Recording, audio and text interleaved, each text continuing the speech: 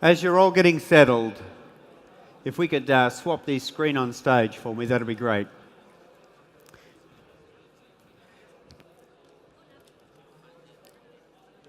Thank you.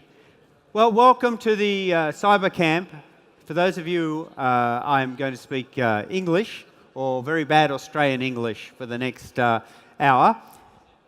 It's so good to be with you here in this time where cybercrime is growing dramatically. What I'd like to do is introduce ISACA to you with a short video. So if we could run the video, that'd be great. There is no sound.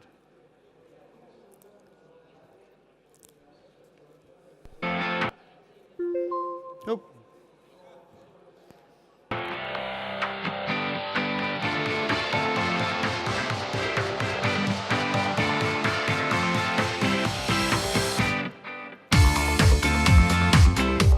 So it's not always sort of what you know, but a lot of times it's who you know.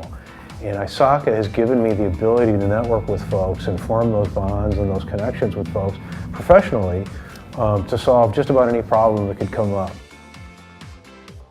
The certifications with the conferences that they have are so good.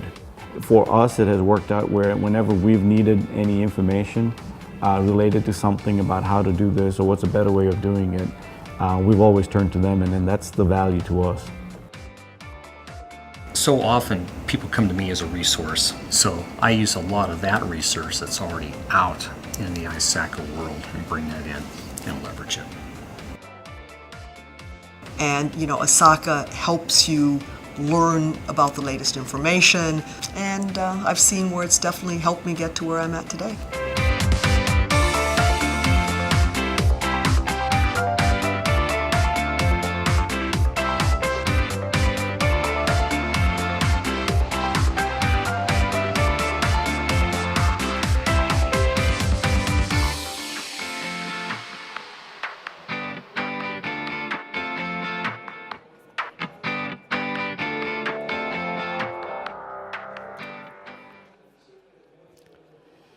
So for those who don't know me, my name is Robert Stroud. I am the International President of ISACA. I've been working in the security and around the security field for almost 30 years. It's really interesting in this field and this time. We have an interesting opportunity, a time that we haven't seen before. And today I'm going to talk a lot about that. Who is ISACA? We are the organisation, a member-driven organisation of members, about 125,000 members worldwide, and we deliver value for trust and value professionals. And people ask me how we work. We deliver value through local chapters.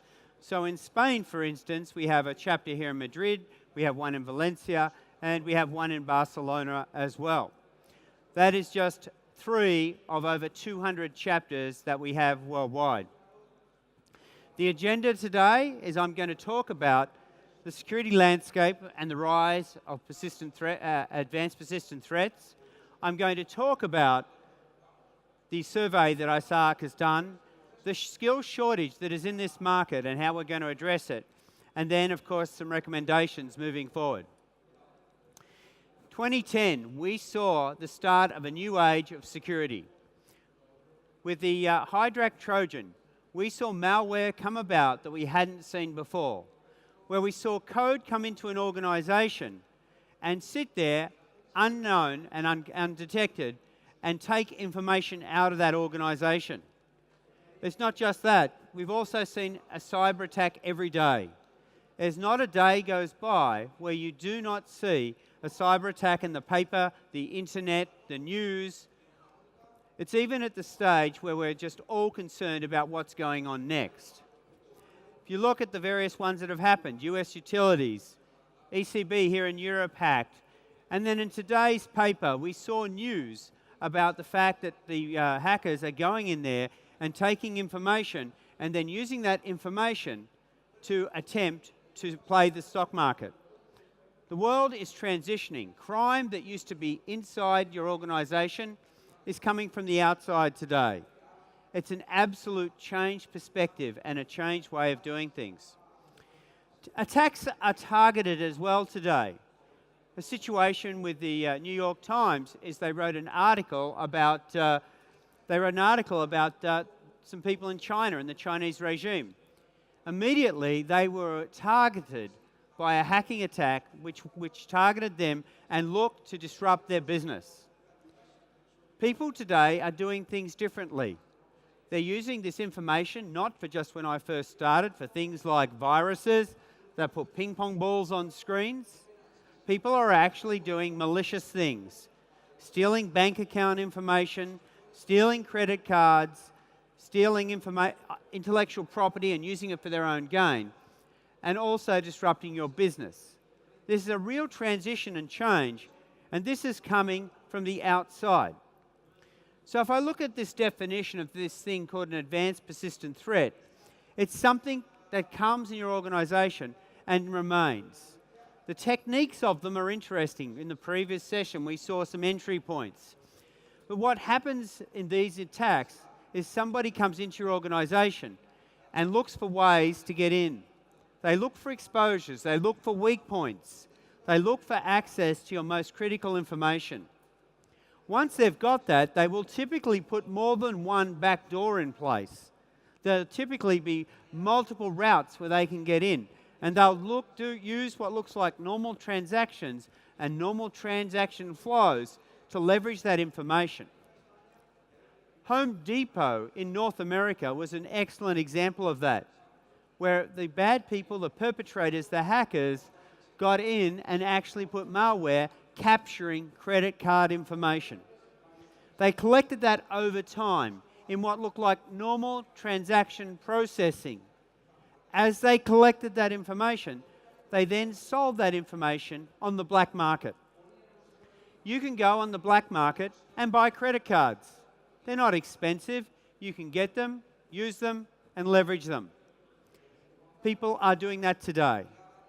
Additionally, you think about other issues. The first reaction in most organizations when they discover one of these is to shut down the environment. I'll talk a bit about that approach later, but that may or may not be the right approach. So initially, with these advanced persistent threats, the thought was they were just targeted at governments. That is no longer true. They are targeted at every organization in the environment today. In fact, if you have intellectual property, you are a target. Another example that made the news in the US was Target stores. You may have even read about the various case studies that identify what happened there. Using a third party with access to the environment and technology that really wasn't part of the business transaction process, they found a back door into the enterprise and then leveraged that to ultimately collect credit card data. This is really an interesting transition in the terms of the way things go. So what we've seen over time is an evolution of these attacks. Now, I remember the good old days of just viruses. They'd be nuisances, experimentation, denial of service. Over time, we've got sophisticated hackers or attackers, corporate espionage, and now today, where we have all of these plus state-sponsored terrorism. But let's look at the life cycle of something like this. It's really interesting to look at what they do. They do a series of what's called intelligence gathering. They go and look for an entry into your organization, a route in. They may use social engineering. They may use a zero-day exposure. They may use lots of things. But once they've got that initial exploitation, they will launch their initial attack and establish some sort of foothold in the environment, some sort of entry point where they will take control.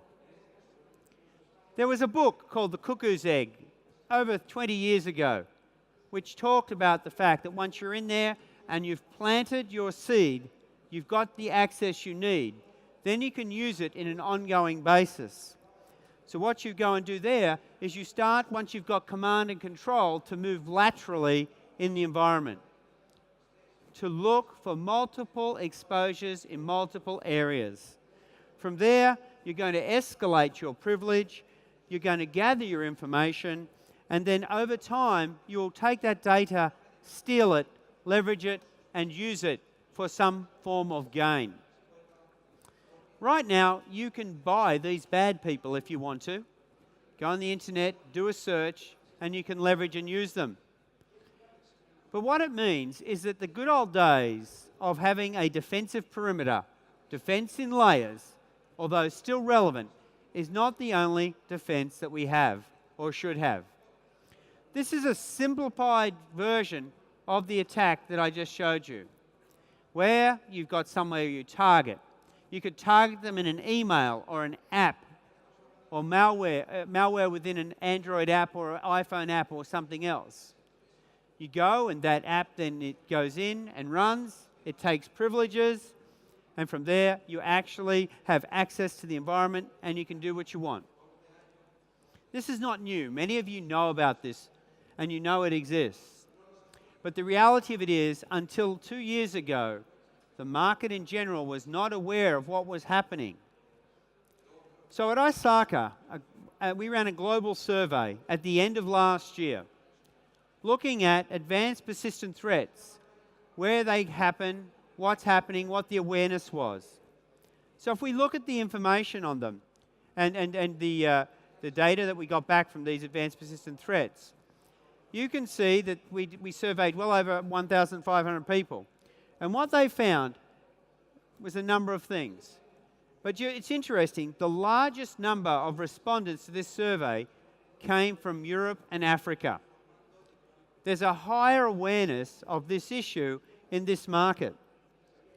So if I ask the question, how many people are aware of advanced persistent threats, we got a number back of 25% knew about them, were very familiar. Now if you add up very familiar and familiar, you get 67%.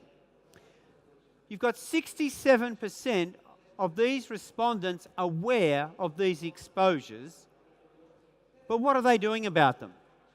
Have they changed their security culture? Have they changed their policy and process?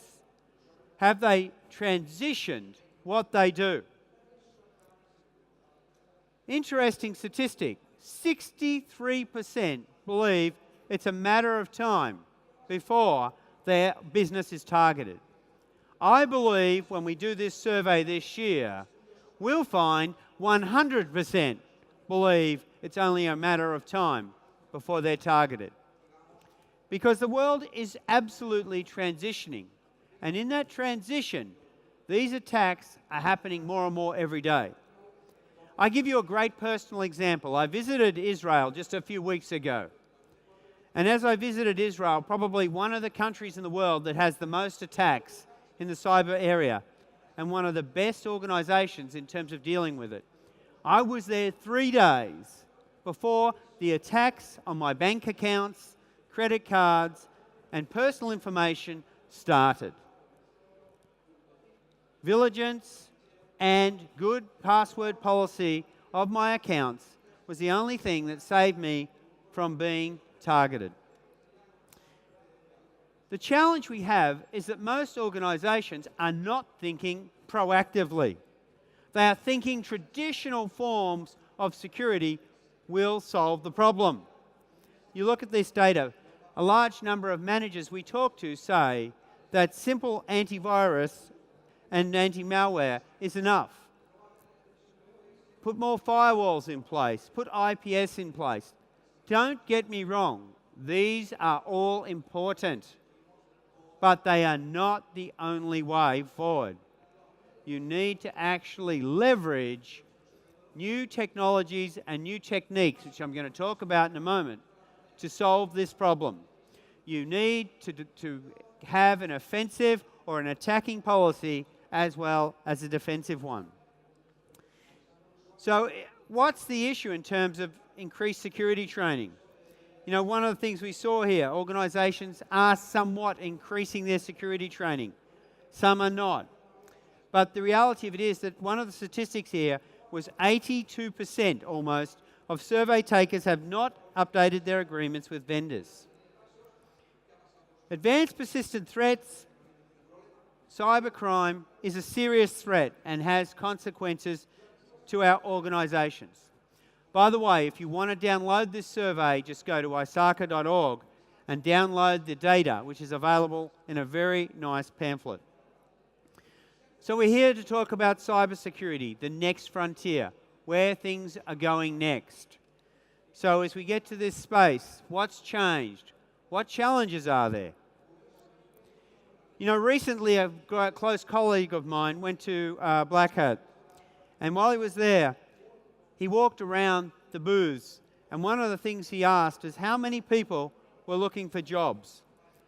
What we found there is almost every vendor, every employer, every organisation was saying, we are looking for skilled cybersecurity professionals. We are looking for them and looking for them now. It was mentioned in the opening speech that there are up to 1 million open jobs right now. We can't treat this like a normal IT project where we just go and fill the roles with people off the bench. We need trained individuals, skilled individuals, and these skills are different. So cybersecurity is a profession that's emerging. Some might call it a hacking industry, some might call it cybersecurity. It doesn't matter. But if you look at this data from the 2013 workforce study, it found that there was a dangerous shortage of skilled professionals. The UK National Audit Office, again, said there are not enough existing skills, and the EU Digital Agenda Commissioner said that the European Union and even Spain's competitive nature is under threat because we can't solve this problem. So part of the Advanced Persistent Threat Survey is we got this data to reinforce the challenges and the issues that are out there. You know, what's happening if you look on the left side, the number of threats are rapidly increasing. The number of organisations, 1 in 5, 20% are saying they have experienced an attack. And then you get a situation where the total impact of cybercrime is $3 trillion. These are numbers not to be sneezed at. And by the way, 8 months, the average attack goes unnoticed. I mentioned the target attack before. The target attack was known. It was identified. There was information available 2 months before the real action was taken. People are aware. People are observant and see things. We need to foster a culture of discussion and communication. But the professionals, look at the data on the professionals. 62% of organisations have not increased their security training, creating a void. 1 out of 3 were not understanding advanced persistent threats. And 1 million unfilled jobs.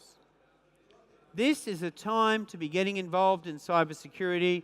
It's a time to transition across. It's a time that's both challenging, exciting, and a great job as well.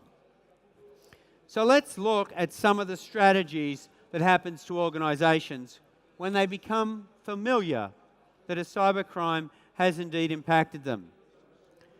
So the first reaction is one of shock. When you tell management or top management, they don't believe it. They're shocked. What's going on here? How do we deal with it? What do we do? Secondly, once you got past the walls, you found, all we could do is, it's just unbelievable. How do we deal with this? You see that shock continues. Then you have a series of attribution and also retribution. What can we do? How can we get them? What can we do to solve this pain? One of the interesting things that happens here is an approach that most people just want to shut down the environment and turn everything off. That is not necessarily the right approach. If somebody is in your organisation and has been there for some time, they have already left other doors. They have already got other paths. So as soon as you shut down one, they'll just wait a period of time and come back through another. Approaching and dealing with these requires management, it requires thought, it requires thinking like them, and it requires an approach where you understand the most important, critical information assets in your environment so you can think and resolve what they're trying to do to you. As you get through this life cycle, you'll see that after you've done your discovery and your realization, then it's time to resolve. Now, when you resolve these situations, it depends on your industry what it looks like. But resolution could be quite complex. For instance, if all the credit cards in your financial organization are stolen, how are you going to make your customers good? It's not just refunding the money. It's about issuing new credit cards, putting new processes in place, resolving the confidence issue that is there. When you form cybersecurity teams, these teams must be well-rounded, they must include the right people, and you must be looking and moving rapidly or in an agile way, because these are different problems. The age-old problem of the castle is no longer relevant. So, who's a target? Everybody. You're all targets. Every organization in the world. If you upset somebody and you're in a senior management position, you are a target. If you've got financial information, you are a target. If you've got any financial data at all, you can be a target. If you've got intellectual property, you are a target. I share a story, a large petrochemical organization. Their business runs on patents, intellectual property. That intellectual property needs to be managed and protected.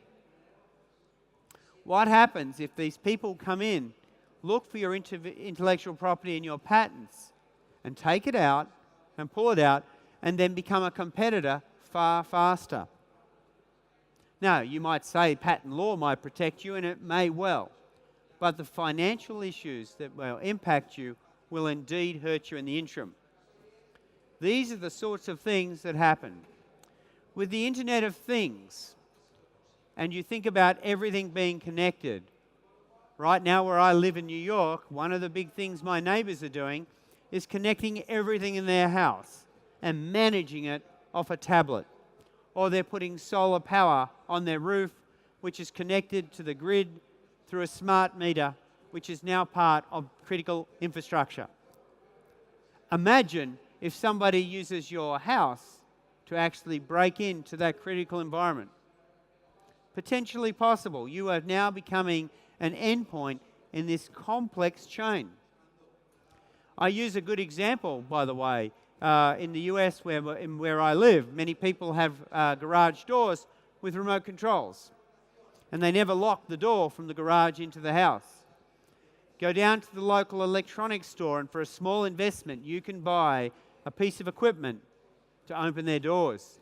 Or, if you know the make and model, you can go online and you can download an app, and you can do it that way. It's that simple. This is the way the world is changing. So what do we have to do? We have to transition our businesses.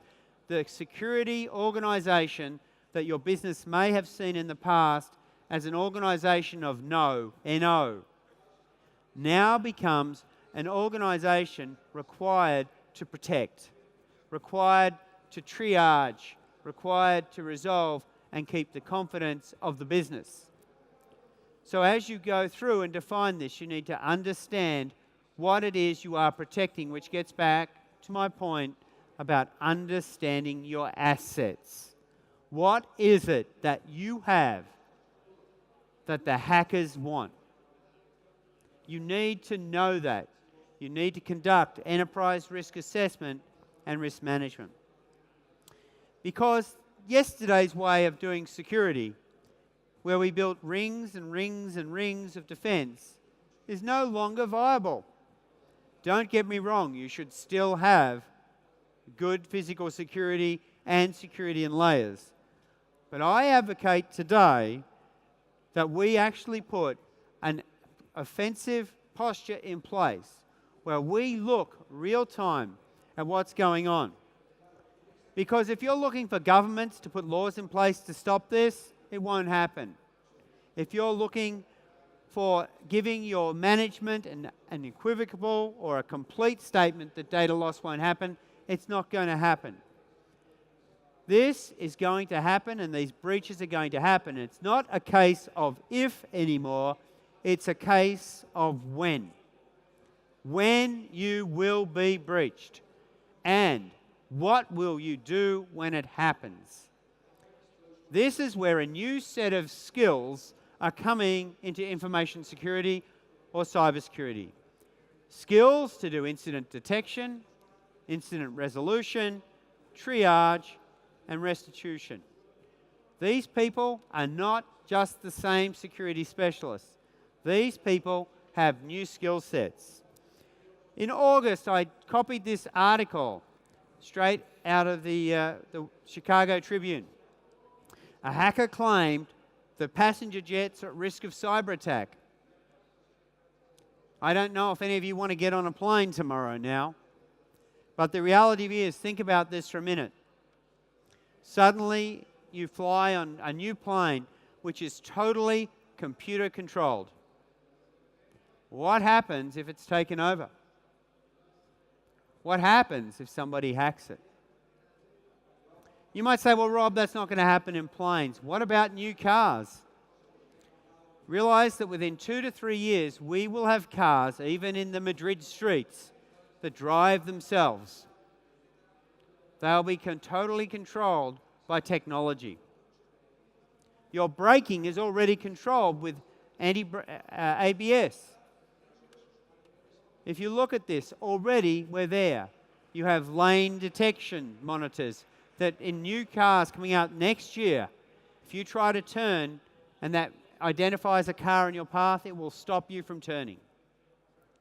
We're becoming dependent on technology. When it goes wrong, it will go really wrong. Could we play this video, please? If they're listening in the back. There is a video here. We need to wake up the video people. There it goes. We need to turn it up too. So while we're waiting for the sound, this video is actually our news clip. Johnson back with us now. Here we go. And Corey, obviously we've been focused so much on Target over the last year, but actually a lot of other retailers have been hit too. You know, I was watching those fingers that we like to run when we talk about hacking. We shot that video 3 years ago. The unidentifiable fingers? They're Alex Wolf's, the ninja. Really? Do you remember? But I wonder if we would have shot it differently if we'd known that 2013 would have been the year of the retail hack. Because you had so many retail outlets hit by hackers last year in ways that we haven't seen in the past, whether it was the groceries chains of Sprouts and others, the big retailers like Neiman Marcus and Nordstrom. Of course, Target's getting all the attention for its massive attack, but really the Neiman Marcus one got nearly as much focus in Congress in their investigations of this because there really was such a jump in the increase in the number of attacks and the types of attacks hitting When these these retailers. types of things happen, how much does it cost? Well, the costs are all over the place depending on the mitigation efforts that happen both before and afterwards. Of course, it's always cheaper to stop it than it is to remediate the problem afterwards. But one of the things that we saw was just the level of increase is going to lead to a lot more money being spent by these companies. Last year, according to one of the studies, 14%, there's a 14% rise in the attacks in these retailers last year, and that it cost these companies $35 billion. These are estimates. No one really knows how much is being spent behind the scenes, but surely the experience of Target and the CEO losing his job is going to catch the attention of a lot of boards, and a lot of companies as well are going to pay more attention to this in the future. The question, of course, remains how businesses are actually responding to this. Are they actually beefing up their security products? Okay. So it's very interesting you see this happen. Retail has been adversely impacted by hacking. This year, it's the year of the financial institution. There's actually, to the point where some people actually joke about it, and on the various late night shows in the US, they do little routines about packages turning up from eBay that nobody ordered because somebody had broken into their account. But what's happening and why is because we are all very connected now. Everything is connected, and technology is running every aspect of our life and our business. And as that happens, we're dependent on technology, which opens the opportunity for this type of issue. And we'll keep moving to the next slide in just a moment. Thank you. So what do you do? Well, the first thing is you've got to start building your team. The team is going to be a little bit different. There's going to be different skill sets on it. And I'm going to talk about that in a moment. You're going to establish key relationships. Now, if your business is outsourced a lot and there are many suppliers, you're going to build relationships with those suppliers as well. Of course, you've got to determine the inventory of what you've got. You've got to put the investigation process in place. You've got to put training in place. And you've also got to establish the capabilities. It's almost like if you've ever seen any of those shows on TV like CSI Files, where you go and investigate a murder. What you're actually doing is putting a forensics team in place to investigate these events in your organization. At ISACA, we've actually developed a significant amount of intellectual property to help you, to help guide you, to help communicate with your management, to help you actually practically deliver value. So one of the books we put out last year, which should be available in Spanish next year, is Transforming Cybersecurity Using COVID-5. It gives you the principles of transforming your organization, transforming your approach, and transforming what you do. How to manage the cybersecurity function, how to keep the skills up to date, and how to effectively manage what is now a changing and challenging environment. I've talked about the investigation process a couple of times, and one of the key aspects, I believe, is we need to take an agile approach to this, an approach where we go and consistently review, reiterate, and go back. So you prepare, you detect, you contain, and then you have your post-incident activities. You're going to take the lessons that you've learned and apply them back. As you discover an exposure or an opening, you're going to go back and work out if you can cover that in the future, if it's a major exposure or not. I believe if you look at this type of approach, you're going to find in any particular cybersecurity threat that what will happen is you'll have to go back and reiterate a couple of times before you've removed everything from the environment. One of the techniques that many people talk about is honeypots, where you go and put a fake asset in your environment that attracts these people. Although it's not a complete way of dealing with it, let me give you an idea. One organization I recently spoke to told me they put a honeypot in place, and within 8 minutes, they already had multiple forms of people and hackers coming and attacking the environment. How do you eradicate? How do you get it out of there? It's a changing approach. You've actually got to look at what you do and how you do it. But you've got to have planning. Good old-fashioned in continuity planning, which we used to talk about and we forgot about for years, is a critical aspect. As you put this in place, you've got to know where your last known good state is. You've got to look at your various stakeholders, what they want, and be able to go. We will see much more attacks in the cyber arena than the military stuff. That's what we believe, because it's much more cheaper, it's much more elegant to do the attack, to conduct attacks in the cyber arena and to have the same damage, and even maybe more. This cyber gym arena is a unique playground, if you like, for external team to train and to simulate real cyber attacks. We are a group of professionals from the army and from security services and from university, and we have the know-how in many information security domains. So this is an example out of Israel, a cyber gym, where people get together and ethically look at processes to actually resolve an attack. One of the great processes I've seen are Cyber Olympics, or Catch the Flag. These exercises where you put a red and a blue team together and you actually go and practice your skills. I recently, as part of the ISACA European CACS conference that we ran in Barcelona just a couple of months ago, we recently ran the World Finals of the Cyber Olympics, where we had 8 teams from around the world attempting to capture as many flags as possible. And as they went through this process of finding these exposures, understanding the exposures, and delivering outcomes, they also identified exposures that could be covered off and lessons learned. So what are we doing at ISACA? What are we doing in the industry? Well, I've been international president for 6 months, and 6 months ago, I was told that cybersecurity was one of the top 3 issues facing the industry. Well, in those 6 months, it's gone from number 3 to number 1. So we'll just play another video to give you an idea of CSX. So if we could roll the video.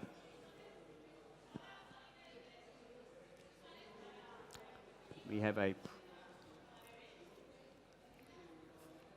The video will run soon, I promise. If not, I will sing for you. For 45 years, in 180 countries across the world, more than 115,000 constituents of ISACA, the global leader in information technology, have helped shape the IT industry, developing the resources to master audit, assurance, drive better governance, and advance the profession. A track record unmatched in today's IT industry. As IT professionals, your skills are evolving, business needs are changing, standards rising, and with them, a new challenge to face: cybersecurity. Cyber threats are escalating faster than today's support and expertise can keep up. What does the future hold? ISACA is stepping up to help solve a global problem, shape the cybersecurity profession, and advance the skills and careers of individuals who, like you, are invested in the security of information. Introducing Cybersecurity Nexus. Created for the cybersecurity community by cybersecurity's leading minds to connect with globally accepted cybersecurity solutions enterprises need. It is the nexus, the point where your expertise and the knowledge of your peers come together to advance the skills of professionals like you and bring a new, all-encompassing single source for cybersecurity, driving career development through knowledge, education, training and credentialing, with membership, networking, mentoring, and leadership for the profession. Whether you're in audit, risk management, IT governance, or already a cybersecurity professional, no matter what level of experience you have, Cybersecurity Nexus CSX is designed for you, bringing together the resources, the people, the answers you need to secure your enterprise and your success in the fast-changing world of cybersecurity. Cybersecurity Nexus from ISACA. So I said before that there are over 1 million jobs available in this industry. So one of the things I've really seen in this industry is we asked our student members, our student population, if they would be interested in a career in cybersecurity. 74% of them said that they would be interested in obtaining a cybersecurity certificate and moving into this space, which tells me young people are looking to fill those gaps. So I've talked about Cybersecurity Nexus, or CSX. What it contains is intellectual property, training and education, webcasts, soon to be a mentor program, implementation guidance, and also SCADA guidance and digital forensics guidance coming later next year that help you understand what it is in your industry and how to deliver.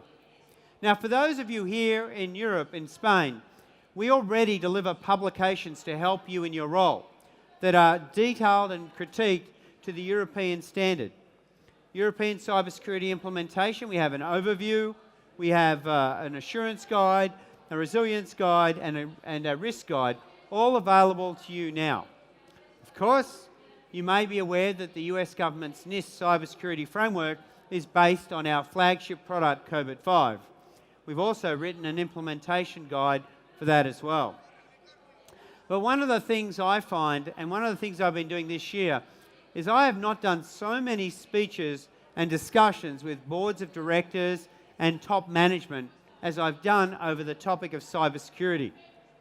There's a great publication, it's just 6 or 8 pages, that gives a good board perspective, good top management perspective on what they need to know about cybersecurity so they can solve the problem. Of course, one of the things that we've recently announced is a new cybersecurity event. This one will be in the US next year, where we are going to go deep on cybersecurity. We're going to go really deep. You're going to have your overview tracks, your management tracks, your practitioner tracks, and then deep into technical tracks as well, so that you can hone your skills and drive them forward. And there'll be one of these events in Europe in 2016. But what does the career path, and by the way, there is a career path in cybersecurity, look like? 0 to 3 years, you're just starting, you're getting started. We have a practical guide called the Cybersecurity Fundamentals Certificate. It is a certificate that you can use to give you the base training you need in cybersecurity. We, of course, then have a series that we'll be delivering next year of certifications. These certifications will be real experiential-based certifications where you can deliver those skills and courses that you need. And then, of course, we have a CISM, which is a management-level certification available now. I've talked about the different areas of cybersecurity and the skill sets required. Our certificate looks at those base things. And one of the things I want you to think about after today is traditional security is important, don't get me wrong. But as you move into the cyberspace, you need to understand architecture, security of networks, applications, and data, how to do incident response, and this is the big area. How do you respond in an era where these incidents happen and take place? And then, of course, what does emerging technologies do and change? Emerging technologies, we're moving into an app economy, an app world, a world where apps are taking over everything. And you need to understand how they impact your environment. So, as we come to the end, a number of conclusions for you. First, if you think the situation with cybersecurity is complex now, wait another year. Cyber threats, cyber crimes, cyber issues, targeted attacks, government attacks, they're all going to increase. It's going to take time to fill those 1 million jobs that are out there today. It's going to take time to bring all of you into these roles to help your organizations, governments, departments, enterprises solve these problems. If you want to know if you're a target, if you've got any form of IP, you're a target. You are at some point going to be in the radar. Now, it's not yesterday's security. It's not just about building another wall around the castle.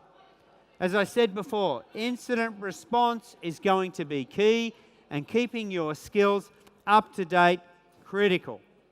You need to work on that and work through that, and you need your management to buy in that this is not just a quick fix with a one-time budget allocation.